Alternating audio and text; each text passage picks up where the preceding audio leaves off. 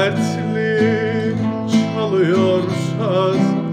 Ağlıyorum bu akşam bu barda, parça parça olmuş gönlüm.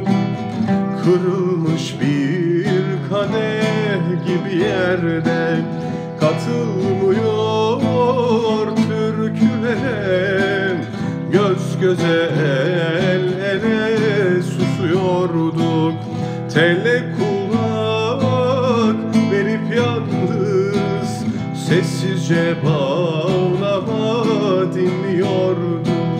İçkimizi hatırlarım, yan yanayım masada. Şimdi ne yapar kim bilir, hangi ellerde dolaşır. Şimdi ne yapar kim bilir, hangi ellerde dolaşır.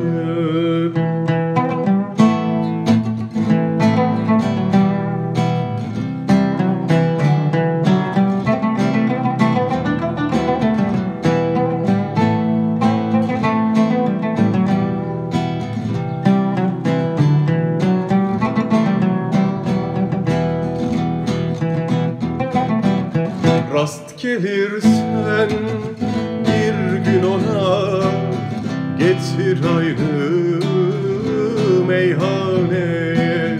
Gizleneceğin bir köşede, onu biraz görmek için. Rast gelirsen bir gün ona, getir aynı meyhaneye.